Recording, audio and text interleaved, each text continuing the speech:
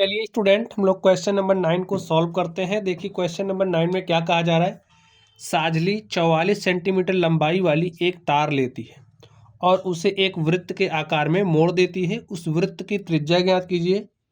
अब यहाँ तक चलिए सॉल्व कर लेते हैं। साजली क्या है, उसने एक तार लिया, ऐसे समझिए क्या है, तार है। और ये जो तार है, इस तार की जो लंबाई है वो कितना है, 44 मीटर है। अब साजली ने क्या किया, ऐसे जो तार है उसने इस तार को ऐसे मोड़ दिया। ठीक है, तार आपका मोड़ने वाला है, उसने तार को पकड़ा और ऐसे मोड़ दिया। तो आप समझिए जो तार है आपने ऐसे मोड़ करके एक वृत्त बना दिया। ठीक है, अब देखिए ये जो तार की लंबाई थी वो अब क्या बन चुकी है। जैसे समझिए आपने ऐसे एक सिरा पकड़ा, ऐसे घुमा करके लाके आपने दूसरे सिरे को यहाँ पर मिला दिया तो एक वृत्त बन गया। अब देखिए ये जो वृत्त की परिधि आपकी बनी है वो तार की लंबाई के बराबर ही होगी। समझ गए बात। तो यहां से लिखिए सॉल्यूशन। अब आप सॉल्यूशन लिखिए, तार की लंबाई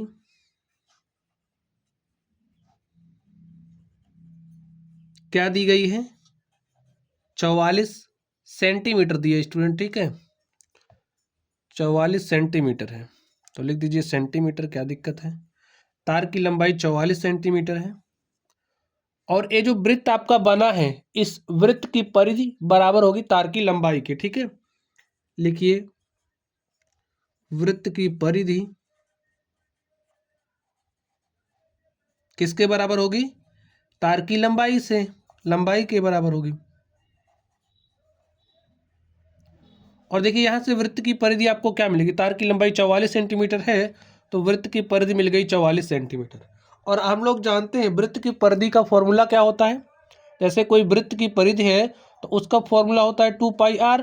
अब ये जो 2πr है वो 44 सेंटीमीटर के बराबर हो जा रहा है। ठीक है, तो यहाँ पर लिखिए 2πr हमारा बराबर है 44 सेंटीमीटर के। यहाँ पर देखिए बोल रहा पाई का मान आपको 22/7 लेना है, तो यहाँ पर आप पाई का मान रख दीजिए 22/7 इंटू में r इज इक्वल टू 44। अब देखिए r का मान आपको निकालना है, r का मान ही निकालना है तो निकाल लीजिए। देखिए काटिए, 2 से इसको देखिए 2 गुणे 22 करोगे हो जाएगा 44। ये 44 से कट गया तो आपका r बराबर क्या हो जाएगा, 7। यहाँ पर भाग के साथ है, यहाँ आएगा गुणे के साथ। तो आपके पास जो त्रिज्या है वो क्या आ चुकी है, 7 सेंटीमीटर। तो आपको क्या बतानी थी, उस वृत्त की त्रिज्या। तो ये जो वृत्त बना है इसकी त्रिज्या हमारे पास क्या आ गई, 7 सेंटीमीटर। चलिए आगे देखिए क्या कह रहा है, त्रिज्या निकालिए। इसका कह रहा है क्षेत्रफल भी ज्ञात कीजिए। तो लिखिए तार द्वारा बनाए गए वृत्त का क्षेत्रफल। स्टूडेंट्स वृत्त के क्षेत्रफल का फॉर्मूला क्या होता है, वृत्त के क्षेत्रफल का फॉर्मूला होता है πr²। पाई का मान आपको 22/7 लेना है और ये जो वृत्त है वृत्त की त्रिज्या आपने निकाली, आपके पास कितना आ गया 7। तो क्या हो जाएगा 7 का स्क्वायर, और 7 के स्क्वायर को हम 7 × 7 लिख सकते हैं। तो लिख दिया, 7 से 7 काटा, 22 पंचे 110, 22 छक्का 132 और 22 सत्ते कितना होता है 154 सेंटीमीटर स्क्वायर। यही क्या हो गया, तार द्वारा जो वृत्त बन रहा है उसका क्षेत्रफल हो गया। ठीक है, यहां तक आपने सॉल्व कर लिया। देखिए आगे क्या कह रहा है, यदि इसी तार को दोबारा एक वर्ग के आकार में मोड़ा जाए। अब आपका ये जो तार था इस तार को क्या किया, एक वर्ग के आकार का मोड़ा जा रहा है। वर्ग के आकार का मतलब समझते हो ना, एक ऐसा चतुर्भुज आपको बनाना है जिसकी सभी भुजाओं की लंबाइयां क्या हो, बराबर हो। समझिए ये आपका तार है, आपने तार को ऐसे पकड़ा और ऐसे मोड़ना शुरू कर दिया। ऐसे आप मोड़ रहे हो कि उसकी जो भी भुजाएं हैं सारी भुजाएं बराबर हो। तो देखिए अब ये जो आपका वर्ग बना है तार से ही तो बना है, तो वर्ग की परिधि बराबर हो जाएगी तार की लंबाई के। भाई देखिए आप ऐसे ही चल रहे हो ना, ये आपका तार ही तो है, आपने तार ही तो मोड़ करके इसको बनाया है। तो इसकी जो परिधि है वर्ग की परिधि बराबर हो जाएगी तार की लंबाई के। तो लिख दीजिए, लिखिए वर्ग की परिधि, वर्ग की परिधि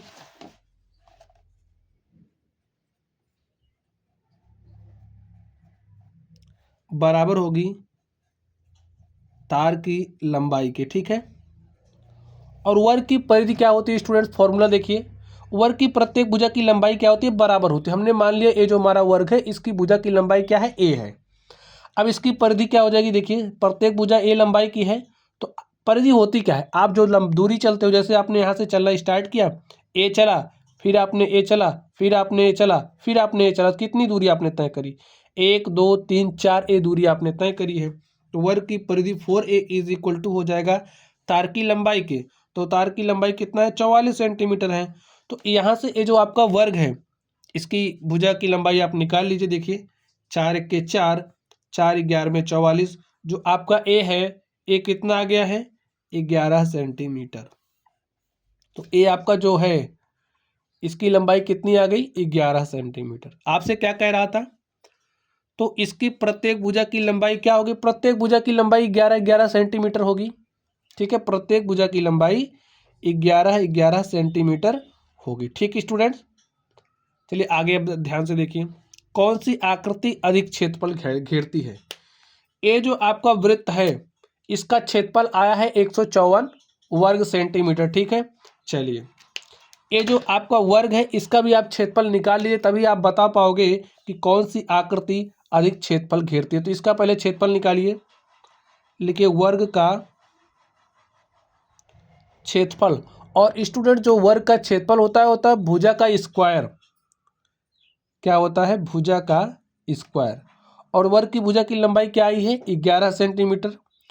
तो जब आप 11 का स्क्वायर करोगे तो 11 11 में कितना होता है, 121 सेंटीमीटर स्क्वायर। देखिए क्षेत्रफल किसका अधिक है, इसका 154 वर्ग सेंटीमीटर आया है, इसका 121 आया है। तो आपसे कह क्या रहा है, कौन सी आकृति अधिक क्षेत्रफल घेरती है, वृत्त या वर्ग। तो ये जो वृत्त है ये अधिक क्षेत्रफल घेर रही है। देखिए ना ये 154 है और 121 है, ये आपका 154 है और ये कितना है, 121। बताइए 154 ज़्यादा है 121, 154 ना। तो ये जो वृत्त है अधिक क्षेत्रफल घेरती है। तो लिख दीजिए वृत्त द्वारा घेरा गया क्षेत्रफल, वृत्त द्वारा घेरा गया क्षेत्रफल अधिक है, द्वारा घेरा गया क्षेत्रफल अधिक है। तो स्टूडेंट्स इस तरीके से ये जो हमारा क्वेश्चन था हमने इसको सॉल्व कर लिया है। चलिए आप लोग पढ़ते रहिए। Thank you.